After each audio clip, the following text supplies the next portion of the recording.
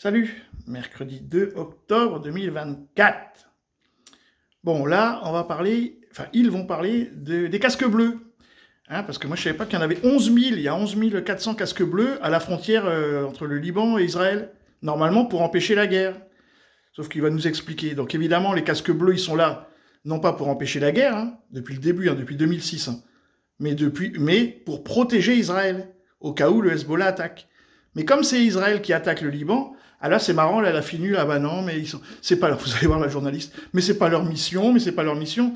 S'ils sont là pour empêcher la guerre, c'est leur mission d'empêcher la guerre, donc de s'affronter à l'armée israélienne. Ah ouais, mais non, on peut pas. Bah oui, c'est le peuple élu, on peut pas. Donc du coup, ça sert à rien. Par contre, si c'était le Hezbollah qui avait attaqué, alors là, c'est plus pareil, là. Là, c'est du boun, tu vois, et là, on peut commencer à y aller, on peut commencer à taper. Donc, premièrement. Deuxièmement, l'armée israélienne vient d'attaquer pour la première fois l'armée libanaise régulière. Donc, il y a protestation officielle. L'ambassadeur du Liban était sur BFM tout à l'heure. Il a dit que déjà, le Hezbollah, pour eux, n'était pas un groupe terroriste. Alors là, les journalistes, ils sont chiés dessus, quoi. Et en plus, il disait que le Hezbollah donc, est une résistance par rapport à une armée d'occupation qu'est l'armée israélienne. Enfin bon, voilà, ils n'ont pas trop aimé, donc ils ont écourté son intervention. Du coup, là, ils sont mal parce que pour la première fois, Israël attaque une armée régulière. Hein. Le Liban n'est pas... L'armée libanaise n'est pas une armée terroriste. Alors là, ils vont commencer à se sentir mal parce que s'ils commencent à tuer des militaires de l'armée régulière libanaise, je pense que ça va pas bien se passer là, parce que forcément, l'armée libanaise, elle va faire comme toutes les autres armées, par exemple l'armée ukrainienne, ils vont venir pleurnicher pour qu'on les aide. Alors après, comment ne pas les aider? Et les aider, c'est rentrer en guerre avec Israël. C'est intéressant comme dilemme, hein. Voilà. Ah, je nous souhaite des joyeuses fêtes de Noël, hein. On va déjà commencer par la fête des morts le 1er novembre, là, tout ça, là. On va voir si on fête les saints de tous. Allez, on écoute. Justement sur le risque de guerre et comment maintenir la paix. C'est Thierry qui dit il y a quelques années, dans les zones de guerre, on envoyait les casques bleus de l'ONU. Aujourd'hui, est-ce qu'ils existent toujours? Oui, c'est la finule.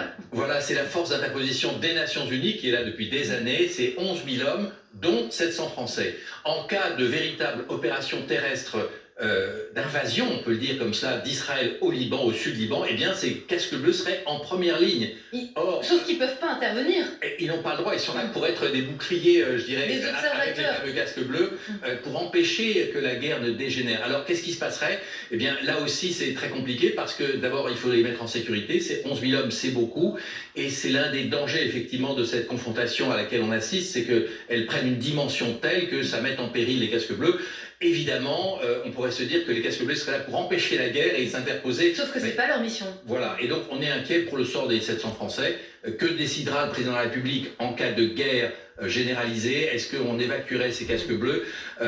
Écoutez, on verra. Pour l'instant, rien n'est décidé. La France ne veut pas donner un signal d'évacuation pour ne pas dire, par exemple, qu'elle donne un blanc-seing à une offensive israélienne. La France a de nouveau demandé l'arrêt des combats et un cessez-le-feu, si c'était possible, au Sud-Liban et à Gaza. Merci Ulysse.